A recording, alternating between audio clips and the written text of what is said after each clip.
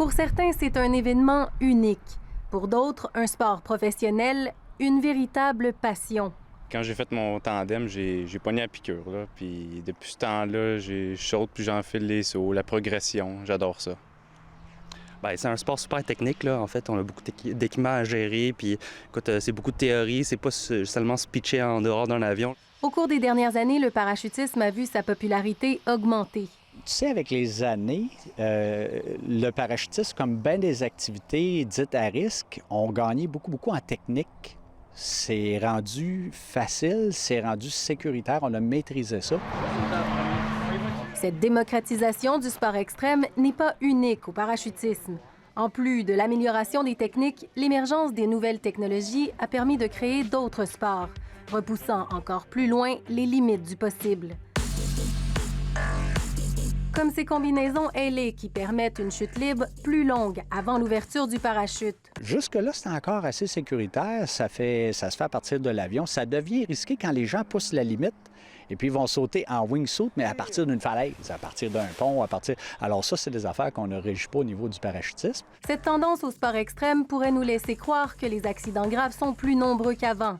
Mais dans les faits, ce n'est pas forcément vrai. Les statistiques les plus récentes disponibles indiquent une diminution depuis le début des années 90 d'environ 35 % des décès liés aux activités récréatives et sportives.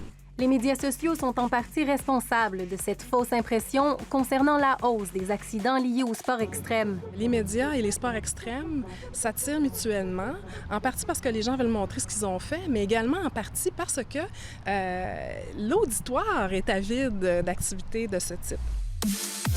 Mais qu'est-ce qui pousse l'être humain à vouloir tester ses limites? C'est évident que votre corps comprend qu'il y a une menace, il y a un danger de mort, donc le cerveau sécrète de la dopamine, puis une fois que le saut est terminé, bien, la dopamine est encore là, ce qui fait que, donc, il y a une euphorie, il y a un sentiment de récompense important et ça altère l'état de conscience. Dépassement de soi, curiosité, goût du risque et de la liberté, chacun a sa raison de vouloir se jeter dans le vide et de braver les dangers.